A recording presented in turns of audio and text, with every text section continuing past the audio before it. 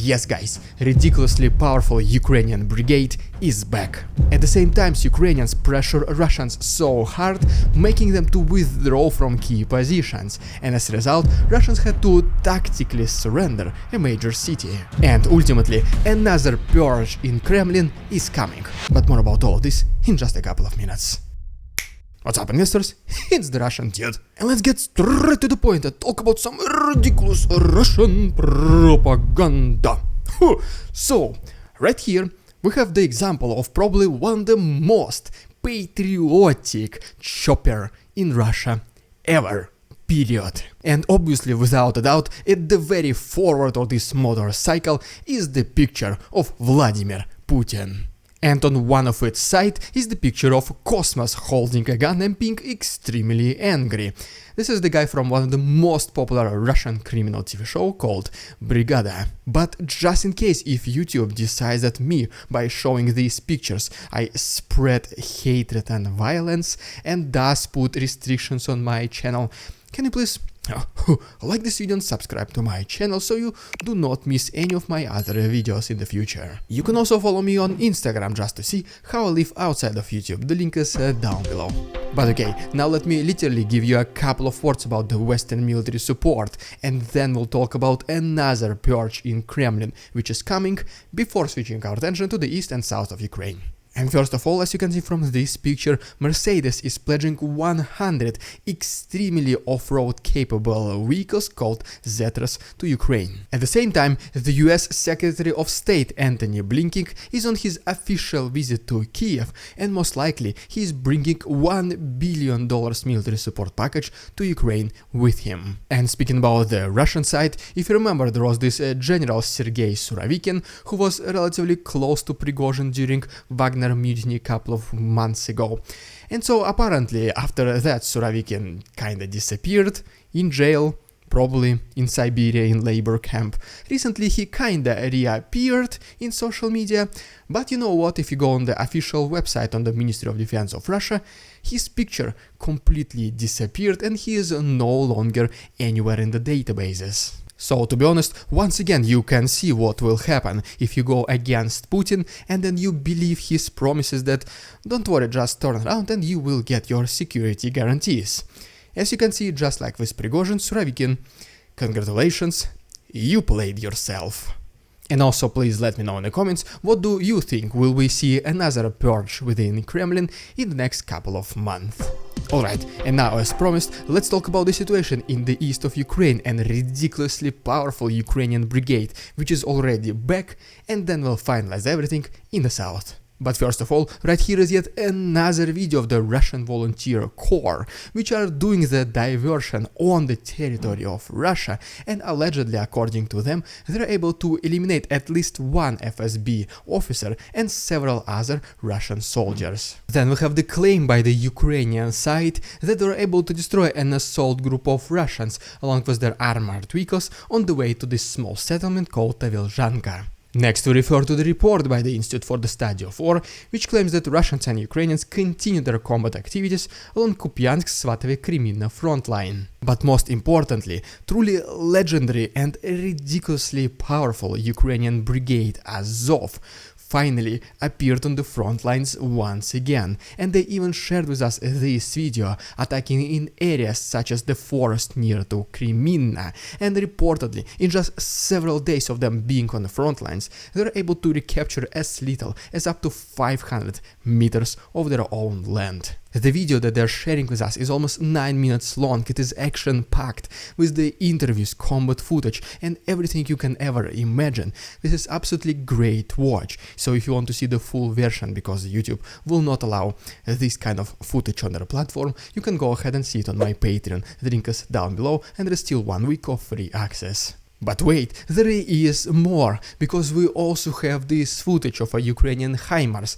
versus Russian multiple launch rocket system, and spoiler alert, HIMARS won, leaving absolutely no chances to the Russian equipment. And as a result of most recent combat activities, Ukrainians were able to recapture a little bit of land to the south of Kreminna in this forest area. But it's not over yet, because as we go down to Bakhmut, where there are combat activities pretty much every single day, Ukrainians yet released another video of their most recent raid and assault, where as a result of this, in just several minutes they were able to push Russians further away from their tactical defensive positions. And in addition to that, believe it or not, the president of Ukraine, Vladimir Zelensky, he did visit the Bakhmut district, met with the soldiers and awarded them medals. This is absolutely incredible. He is visiting one of the most hottest spots in the entire Ukraine, while Putin is not even willing to openly travel across his own country, Russia. So just compare whose president is on the right side of the history. And to the south of Bakhmut is yet another major city called Klishivka, and as you can see, in the last 24 hours, Ukrainians expanded their liberation of this settlement. And at the same time, Ukrainian artillery was able to destroy a pretty big assault group of Russians located to the north of Dibrova. And what is the response by Russians? Well, unfortunately, as you would imagine, there was yet another attack against the civilian infrastructure, in this case a marketplace in Konstantinovka, and Russians reportedly used a ballistic missile, which unfortunately eliminated up to 17 civilians.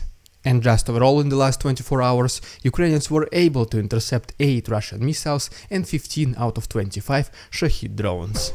And now let's go quickly to the south of Ukraine for me to give you a similar brief update. And first of all, we stopped near Crimean Bridge, and as you can see from these satellite images, Russians were able to complete the restoration of the road.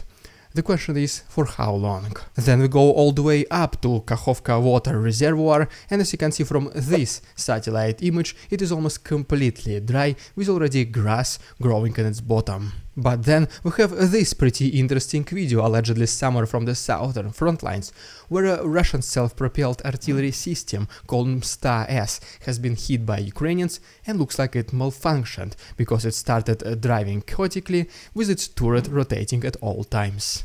But we do have some unfortunate news from the south as well, and first of all is that recently the first British Challenger 2 tank has been destroyed by Russians, and at the same time one of the first ones, self-propelled artillery system by Denmark called Caesar, has also been destroyed by Russians. But Ukrainians did respond themselves by destroying a Russian tank and their assault group to the south of Robotyne next to this settlement called Ilchenkovye. And also, Ukrainian artillery did extremely precise and good job at eliminating the concentration of Russian forces and their military equipment located in Verbove, as you can see from this video.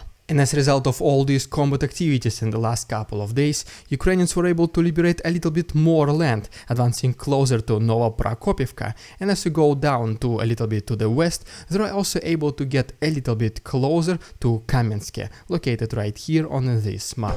But the most important thing about this entire southern and southeastern counteroffensive is that at this point every side of the conflict, Ukrainians, Russians, and also the Western media confirms that Ukrainians were able to breach the lines of defenses of Russians, specifically next to Robotyne, and started to advance more down to the south. And as a result of all this, according to the Russian infiltrator and collaborator in Zaporozhye region, Yevgeny Balitsky, he said that the Russian army had to tactically surrender Robotyne because it was no point protecting it. The ground was with absolutely no defenses left, there was no hills, no nothing, nowhere to hide, and there was no even purpose protecting this city. So as you can see, the history repeats itself, just like in the past whenever Russians were realizing that they simply cannot sustain this immense pressure by Ukrainians, it was either a goodwill gesture or just a tactical surrender/retreat. The same thing starts to happen once again. At the same time, also according to the Russian side, Ukrainians started to capture the positions of Russians next to Novodonetsky and Novomayorsky, as you can see located right here in the western Donetsk region. And if you remember from my yesterday's video, this is exactly these hidden passages where Ukrainians started approaching Russian positions, and in case they are successful, the next major city on their way will be Mariupol and Berdyansk. But for now, obviously, it is way too early to talk about the liberation of such massive cities, because after all there's at least 80 kilometers until them. But nevertheless, during the duration of this southern counteroffensive by Ukrainians this summer, they are already able to liberate at least 250 square kilometers. Which once again confirms the fact that Ukrainian counteroffensive is on its way, but it's not like a Hollywood movie when they are recapturing their territories every single day. It does take time and a lot of effort. And well, what is the response by Russians? Well, the Russian soldiers and military correspondents, they complain about the Ministry of Defense of Russia, saying that they are not receiving enough ammunition and weapons, and it is simply almost impossible to fulfill their military objectives. And guess what response to that the Ministry of Defense does? Well, the normal management will help their employees, right, to achieve their common goals.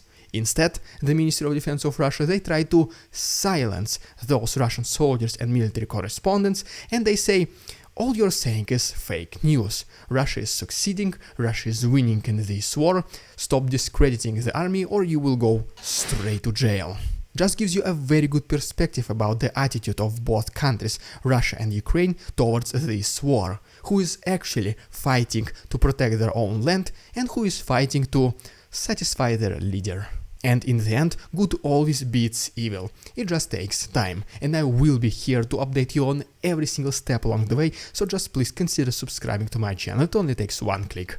The best way to support my work is through my Patreon. Thank you so much. Beware there are scammers in the comments, and see you tomorrow.